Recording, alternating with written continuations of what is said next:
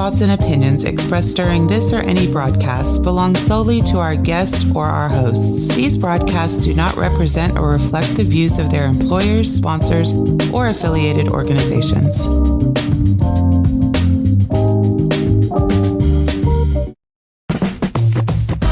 Get ready to flip your perspective on education.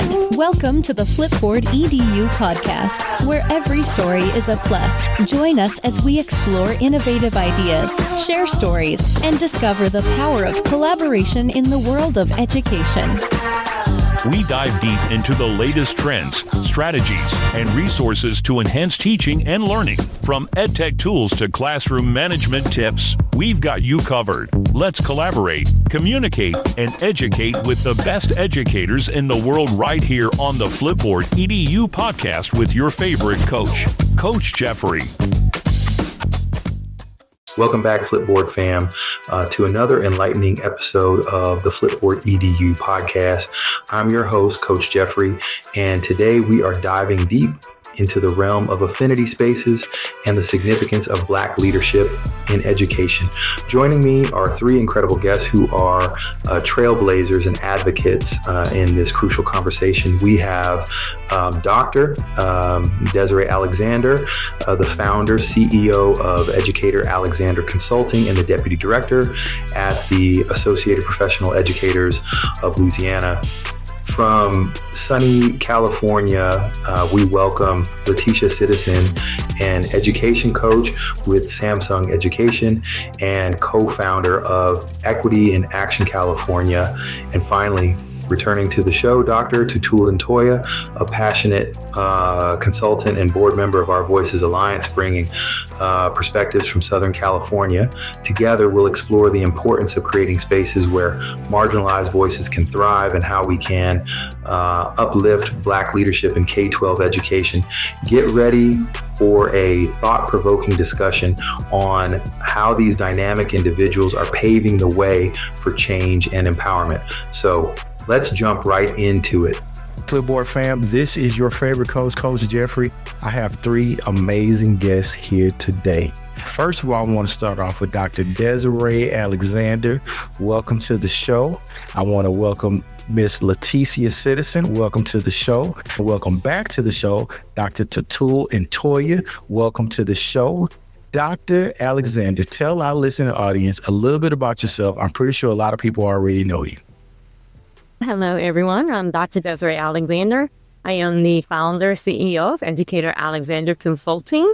I'm also the deputy director for a nonprofit in the state of Louisiana called the Associated Professional Educators of Louisiana. And I'm in Louisiana. Miss Citizen, Leticia Citizen, all the way from Disneyland. Welcome to the show. Tell our listening audience a little bit about your extravagant life. What's up, everyone? I am Leticia Citizen, and currently I am an education coach with Samsung Education, where I've been in this position for a little over a year. But prior to that, definitely in the education space in the classroom for 18 years. And in the last 5 years, I was an instructional technology coach here in California. Also a co-founder along with Dr. Rapelia and 4 other educators. We are co-founders of Equity in Action California, which is not so much a nonprofit and it's not a for-profit, but it's just 6 educators who are all about taking action with things that we are seeing, in particular bringing marginalized and missing voices of those who are part of historically marginalized groupings into conference spaces to speak and be seen and how they are being welcomed in those spaces. I'll stop there. Sure. All right. Thank you very much. And I also want to welcome again to the show, Dr. Tutul Ntoya. Welcome back, sir. Hey, what's up, everybody? Dr. Tutul Ntoya coming live from Southern California. I'm a consultant. I'm doing a lot of advocacy work. I am a business owner. Equity in Action CA is near and dear to me, and it came about organically. A group of folks came together, and we've been doing some really good work. I'm also the board member of Our Voices Alliance, And we did the speaker series at ISTE, which was phenomenal. Dr. Alexander, you guys did the Affinity space at ISTE Live 24. Let's talk about why did you do it again this year? Honestly, we're hoping that it's an annual thing. I'm calling it the second annual. I'm hoping that we could continue it. If something would happen where we couldn't continue it, I think we would continue it anyway. We can find a space or just meet outside. We're not letting this stop. How could we not continue it? What is the Affinity space and why was that needed at ISTE?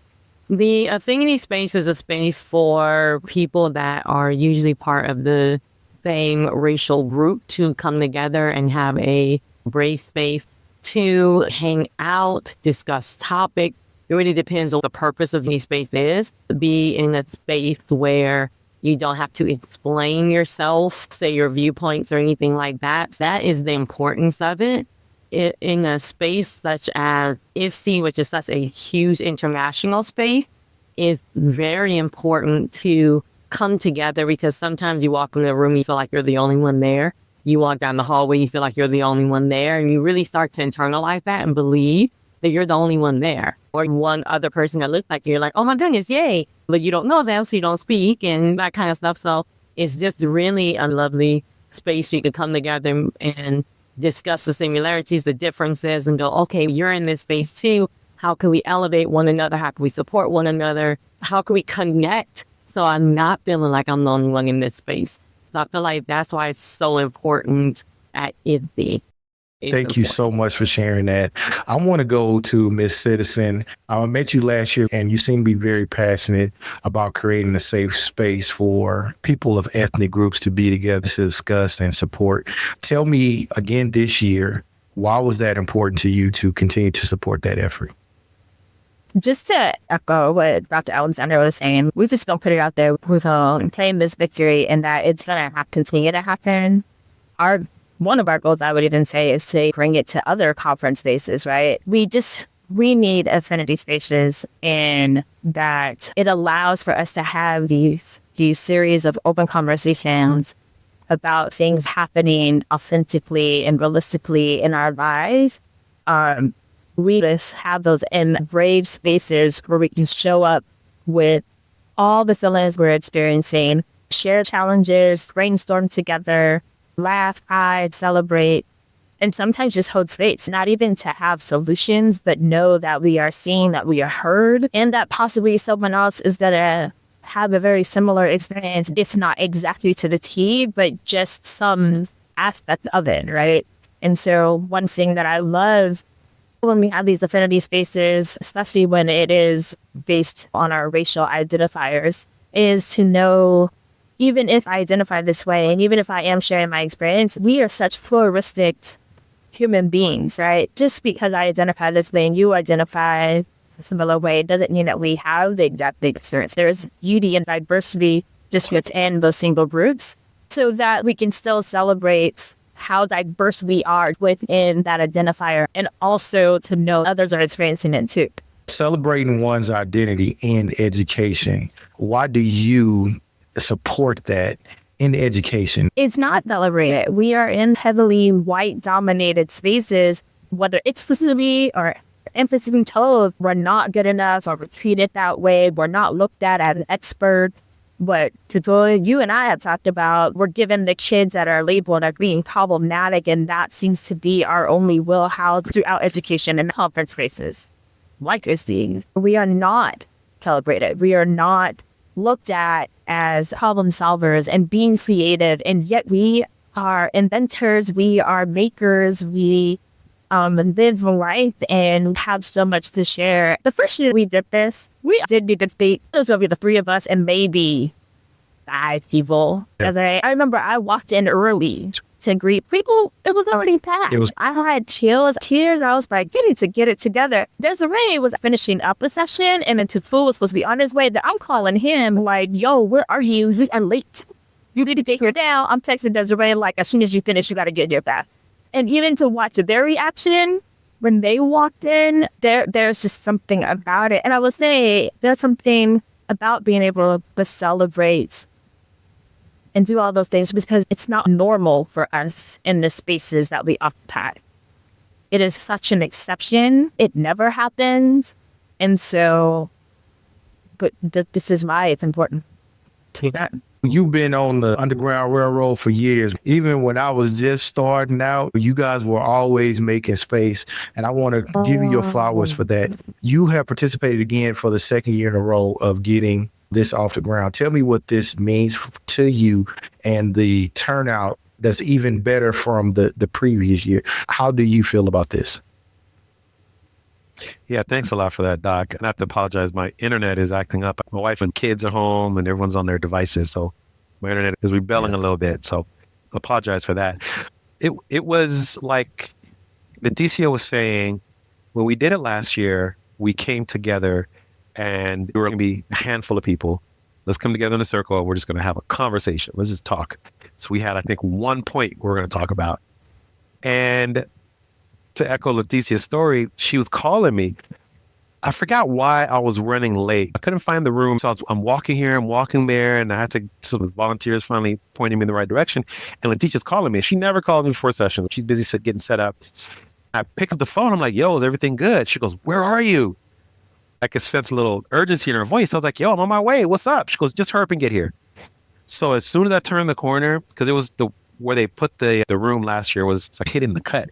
So I turned the corner and I walked in the room and there was mad black faces. I was like, what? So we had to huddle up, have a quick huddle. And what are we going to do? So we had to put some stuff together and it was amazing. Everyone was very grateful to have the space. There were a lot of people, Franz, Ken, a lot of OGs who came to ISTE for the longest. They said that they've been trying to do this. So we're standing on their shoulders, right? I want to give them their flowers because they've been those folks ahead of us banging this drum for a long time. We were able to take what they did and expand it. We did the first one last year and it was a huge success. They gave us a bigger room and we had more success this year.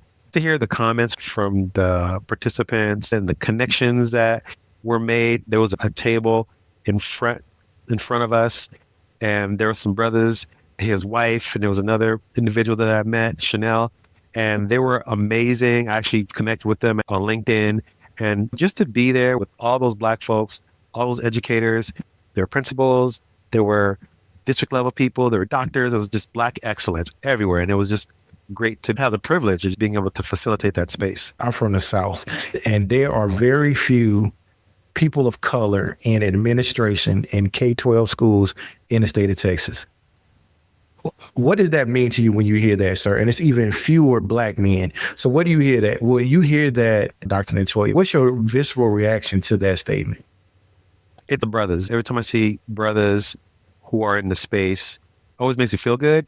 The table I was talking about, one of them was a doctor. Another one, he was a district level person. Just to be able to see that and know what the possibilities are. There's so much excellence that needs to be heard out there. You hear the stats, you see the lack, but be in a place like ISTE and see that Black excellence, what the possibilities are and how there is a need to push the envelope to get more of us in those spaces and to get those people recognized and uplift their voices so we can see all the great things they're doing. Anyone in that room could have been a featured speaker, could be a keynote speaker, but they're not, for whatever reason, we know what the reason is, but they're not being uplifted. So what can we do as a collective where we can uplift each other and support one another? Guys, there are so many things going through my head right now as we talk about this Affinity space. Number one, I was participating in the first one. I missed it. Good problem to have, but I really wanted to come and fellowship with y'all because the last time it seemed like a church session, like a good old, I was just missing the words. It was good. With Dr. Alexander, I want to come back to you about leadership in K-12 organizations. I know that you're in Louisiana, you're in the South as well. What has been your experience with running into people who look like you in K-12 leadership? I think piggybacking on what Dr. Toole discussed, the thing that I want us to not do is clump them together in that statistic and forget the excellence behind it. forget the human, the person, the people behind it, and forget that percentage of those numbers represent people that need support. The first thing I think about when I think about Black leadership in K through 12, they definitely need support. And they need support from us. And they need support from everyone, but they definitely need that support from us. Just Leticia Antitool said, when we're talking about standing on each other's shoulders, we can't do that if we don't have that initial, right? So when we get in those initial positions, we don't want it to be just survival. We want it to be thriving to where that person who is a superintendent of a district feels comfortable enough to help someone else get in that position in another space or even in their space when they leave. Because if you're just surviving, you don't have the energy to do that. If you're just surviving, you're like, I'm just trying to make my own, right? I'm just trying to do my own thing. I don't have time for everybody. And that's not how we succeed. That's not how we thrive. That's not how we bring others up. So that's what I think about when I see a Black leader in K through 12 is, are they being supported? Do they feel ostracized? Are they just in survival mode? Do they know how amazing they are? That kind of thing. So I think when you have these affinity spaces and things like that, it's a reminder. It's a reminder like, oh my goodness, here we're doing big things. Sometimes we need to be reminded of that I'm not the only one. And I have a community that I can reach out to get that support. I know there's a young lady at this year's affinity group who, I want to be y'all. I'm going to be y'all. And she said, I'm going to be a feature speaker like Dr. Desiree. And I was like, oh my goodness, that's you? And it made me tear up. I was like, yes, heck yes, let's go. Let's do it today. It reinvigorates you. It motivates you. So I think our leaders who are in the affinity space, are they getting that inspiration? A lot of times I want to say it's probably a no. Listen, I'm going to go ahead and be really real with y'all. I was the first Black principal of Columbia High School in 2021. There are so many experiences that I feel that just from this conversation that we all have shared, being the first or the only.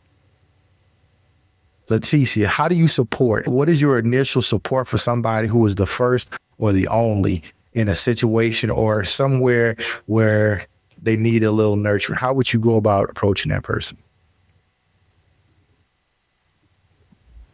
Definitely, the first part of that is drawing on my own experiences. I have left this shit because of that syndrome. My last district was taxing. It's draining. It's depleting. Calling on God, it's time for you to go. God be like, you know what? We need to get you out because this right here is not it. So definitely drawing on my own experiences. There was a young lady, two young ladies actually, who spoke of similar experiences. And I was able to, had a panel the day before with Dr. Desiree and Dr. Zakul and Dr. Sustin. That someone shared. And right away, it was funny because I was sitting between Desiree and Zakul, and both of them were like, this is for you. This is for you. You got to speak to this. Just a young lady sharing how she was in this space and she was the only one and she was doing all this fighting. And then I had a second young lady that was in that pressure and then came to the Affinity group and started crying and just was like, listening to your story. I need people. I don't have people. And I was like, we are your people. I even pulled it Desiree at the end. I was like, we are your people. Reach out. She texted me right away. I offer myself often to be like, I'm here. We do that for each other. Like Desiree and I, we will simply just text each other and drink water just as a reminder. Because we do, right? I've said it before. And this work that we do, this life that we live, we forget to breathe. We forget to eat. We forget to just be human. That even God will tap in so much that it ends up where he puts it in the shoulder, put it together. And so he uses folks like Desiree and Tatua. And like I have others that like they know. I don't know how they know. And I know like I've had people say that about me, like, how do you always know? And I'm like, it's God. God just knows that we need these people in our lives as a reminder. Early last year, I was going through it before I left my last district. And I was constantly texting Tool and the folks from Equity and Incident. I was checking in with Desiree. I had so much anxiety about going to work that I was like, I got to talk to someone so there because I can't just even how others started to reach out and they didn't even know, but then they knew someone who had said something. And I've always reminded myself that part of our work, part of God's work is paying it forward and doing that authentically. That's what I know to do. I don't know if it's part of being the oldest, of 7 kids, growing up in the church, being the first to go to college, the first to graduate from college, the first in my family to do these things and to be in these spaces. It's almost like an obligation and a blessing. It's just been innate. My first and foremost is just to hold space, just to check in with, how are you? Like, just right off like that. And then just checking in. It's not like scheduling it to be like, okay, I'm going to check in. Dr. Desiree on Tuesday, reach out. No. Something that I know to do. But it really does start off with just asking and actually sitting and listening and being attentive about, like, how are you today? Like, in their eye. And sometimes we've grown accustomed to not even really leaning in on that question or even hearing what people ask, that we just answer, I'm good. And I'm like, no, don't lie. How are you today? What's going on? And just sitting with those people, or texting them, or calling. I could tell by the hesitation and that's alcohol. She'll be like, I knew you was about to do that. Yes, because I could tell. Probably fear. I totally get that. I want to go to you, sir, being a Black man like myself, running into young Black men on the cusp of making life decisions from time to time. You've given us your life to become an educator. You're a father. You're married. Where does that passion come from? And also, before you talk, I want to give you your flowers, because when I first started using media and all of those things, you and other people, Brian Romero Smith, Franz Davis, Dr. Sarah Thomas, all of you guys were so welcoming. So my question is, where does that welcomeness come from? And then I also want to know, how do you extend that to the male side of African Americans who need guidance? Yeah, I think it's cultural. We're communal and we welcome each other. I tell people that the motherland, if you look at our collective diaspora culture, we all have that in common. Whenever you see another Black man going through what you're going through, you want to support him instead of being someone, I'm going to hate on Doc because he thinks he's whatever. We need more Black educators, more Black male educators in this space. So whenever I see a young brother and he's not sure what to do, I'm like, I need to get you in these schools because these other young Black men need you. And I think there's something special whenever you see another brother who's doing great things, that we can uplift one another. If we're not doing it for one another, no one else is going to do it for us, right? There's a lot of anti-Blackness out there. There's a lot of hate. There's a lot of envy for what we do. So people aren't going to automatically step up and look out for us if we're not looking out for one another. I think that's where it comes from me. I've always had parents who weren't like Panthers or anything. They came to the United States from the Congo and they didn't know much about the culture. But growing up in LA, in the crack epidemic, there was a crack house on the corner where we lived. Ever since then, you knew what being Black means. I talked to my brother about this last week, how he got really conscious in what it meant to be Black in America. And I took that on in middle school. And ever since then, I've been really conscious what it means to be Black, be a male, growing up in the 90s, being frisked and stopped by the cops and having your friends, all your Black friends, having similar experiences, and what that meant for you as a Black man, and the culture and culture implications, and taking that with you. And I think I've brought that with me. I started in education and starting to realize that education is really a mean of activism. And what does it mean to lift up little Black boys and girls? I think that's what's always been a part of me. And I always tell Leticia, because she's a militant one, can't burn it down. We can't burn it down. But I think all of us have that. And we need that, because no one's going to come and save us. No one's going to come save our kids. No one's going to come and save our Black educators. So if we don't do it for ourselves, ISTE isn't going to. They've done a great job of opening doors for us to bring other Black folks in, but they're not going to do it. It's on us. And I'm just so thankful to have Dr. Desiree and soon to be Dr. Citizen, can't wait to call you Dr. Citizen, along the ride with me. to chart this way and see how far we can take it. Gotcha. That's amazing.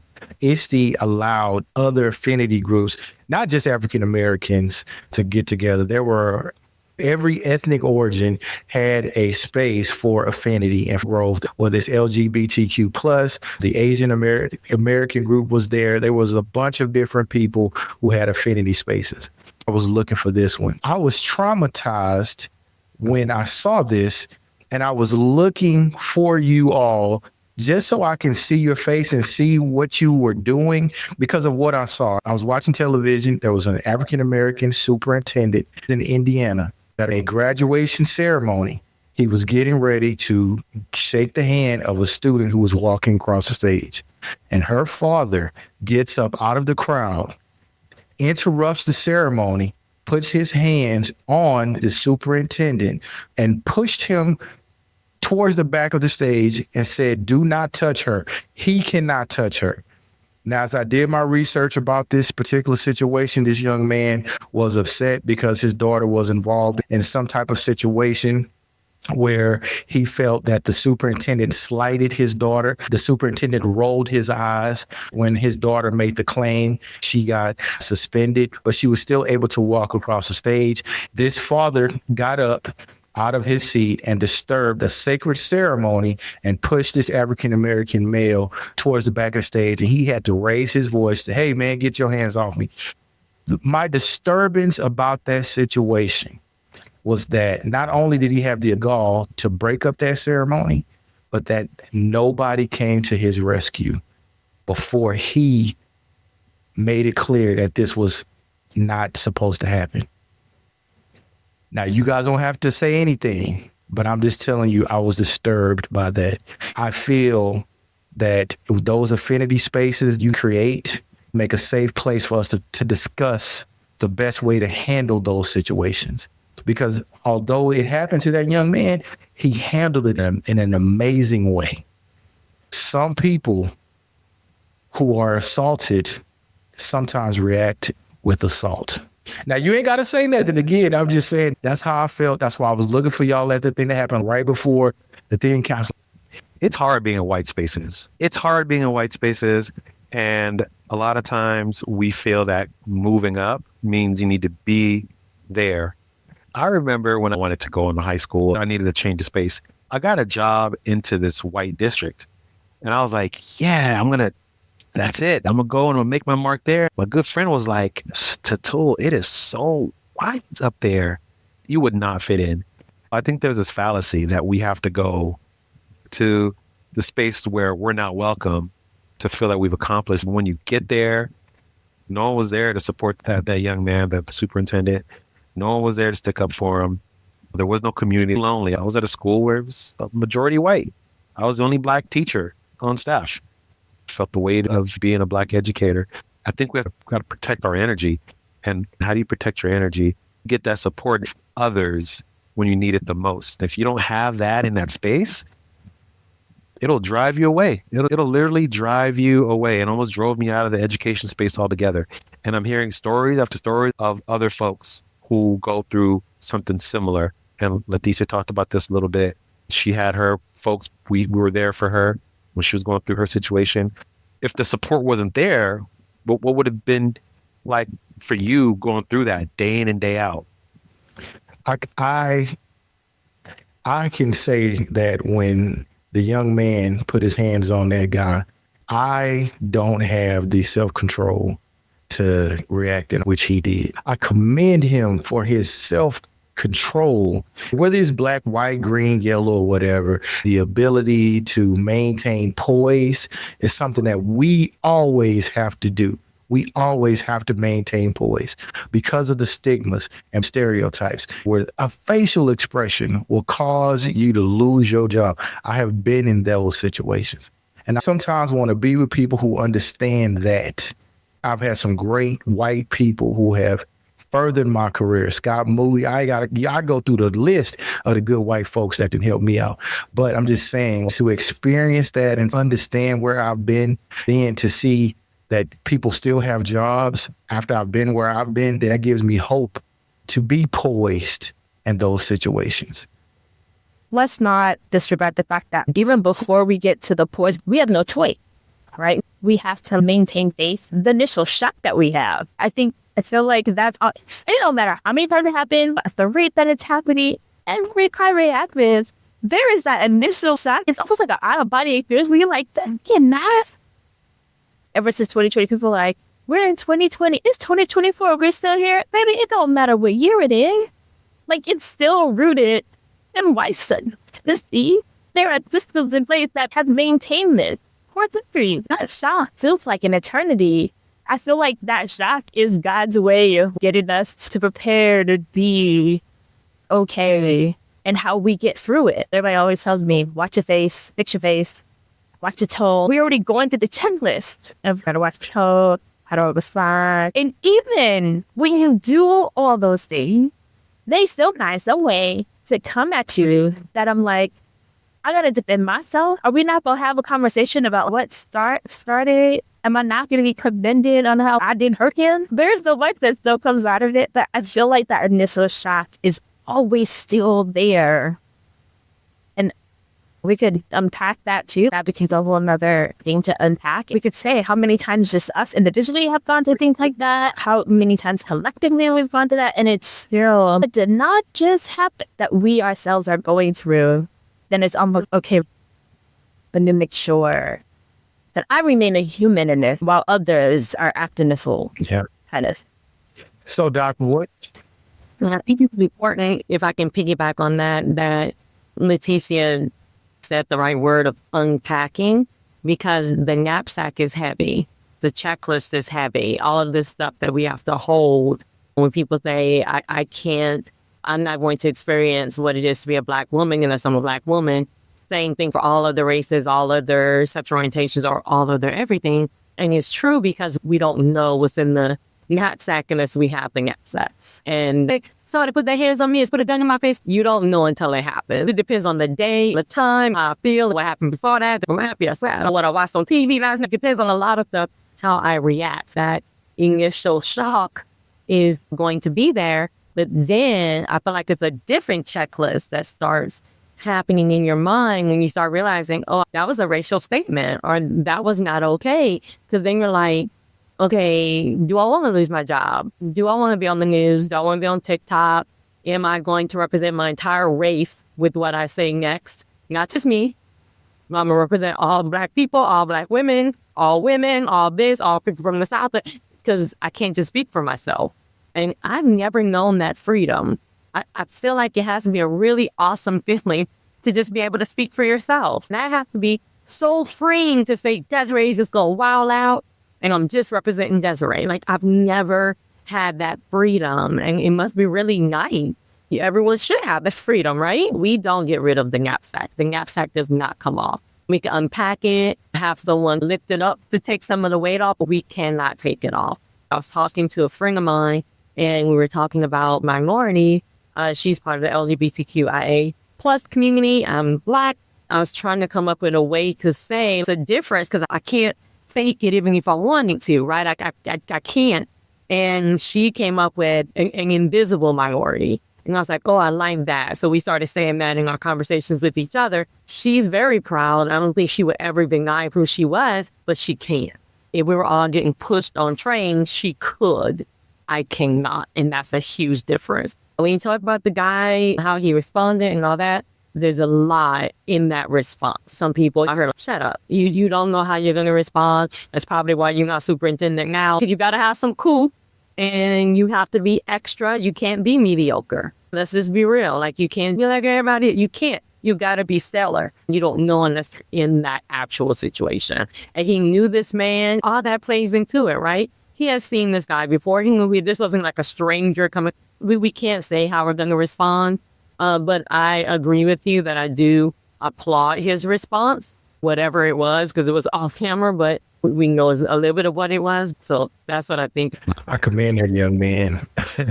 I commend him. I commend him so greatly, because it's something about, like, if my wife and kids was there, I know that I already show off.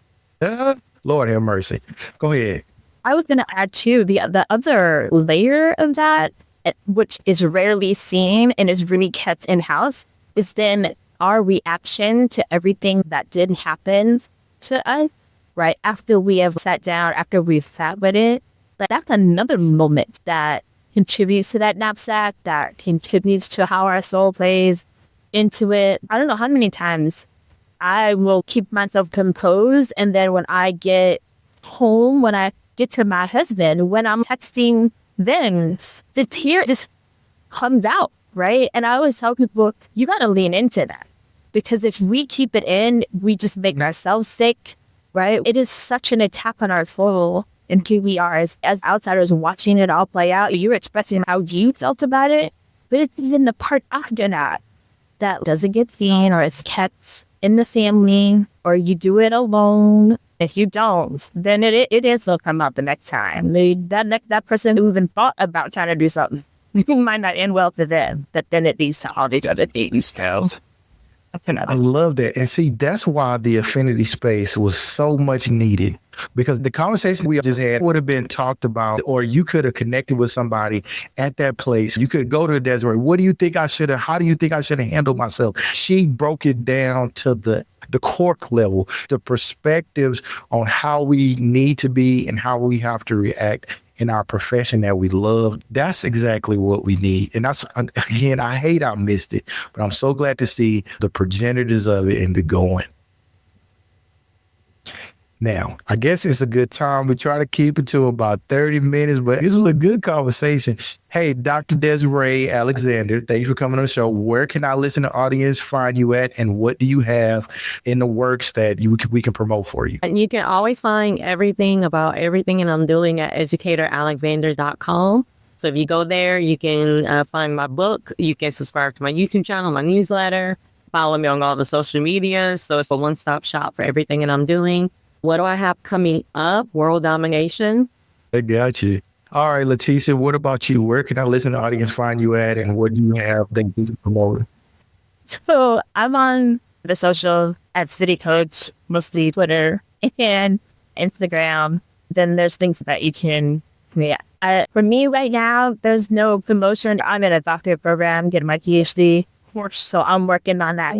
Congratulations. Working on the chapters right now. And again, it's connected to all the work that I'm doing. Just really interrogating and looking at the absence or the lack of visibility of Black and Brown educators and edtech spaces as presenters. If I'm not presenting, I'm working, being a mom, being a wife, then I am working on the paper. I feel you. And I love that about you. I wish you congratulations, because you are not new to it. You were true to it. It's the first time I met you, I knew that you were serious. I surely appreciate that. All right, Dr. Tatul and Toya, what you got going on, brother? And where can our listening audience find you? So you can find me on the Twitters at Tatul and Toya. I'm still a little bit active there. The councilman down in Louisiana, he has some really good stuff on there. So I was able to catch up to him and his stuff. I'm also on LinkedIn. You can find me on LinkedIn. I'm going to try to get a little more active on LinkedIn. There's some good stuff happening there. Leticia and I will be at the Light Conference in Riverside coming up here pretty soon. Other than that, doing some stuff locally at the district, and hopefully we'll be at a conference near you, bringing underrepresented speakers to a stage near you. So that's what we're doing. I want to thank you all for the candid conversations. I really appreciate this. Thank you all for coming on the show, and you guys have a great day. As we close this enlightening episode of Flipboard EDU podcast, it's important to reflect on the profound discussions that took place around the impact and necessity of affinity spaces and the challenges faced by Black leadership in education. Hearing from Dr. Desiree Alexander about the critical role of affinity spaces at international conferences, and her passionate advocacy underscores the need for spaces where people from marginalized communities can connect, support, and elevate one another. Leticia Citizen's powerful insights on how these brave spaces allow for authentic conversation and much needed support highlight their essential role in fostering open dialogue and mutual encouragement. Dr. Tutul and Toya's reflections reminded us of the enduring importance of communal support and resilience among Black educators, as well as the pressing need to uplift each other's voices in often challenging environments. In a world where ethical considerations and authentic connections are becoming increasingly important, the stories and insights shared in this episode not only inspire, but also remind us of the significant work ahead. Thank you to our incredible guests, Dr. Desiree Alexander, Letitia Citizen, and Dr. Tutul Ntoya for your invaluable contributions and for reminding us of the power of community support and relentless advocacy. Until next time, let's continue to collaborate, communicate, and educate with the best educators in the world here on Flipboard EDU Podcast.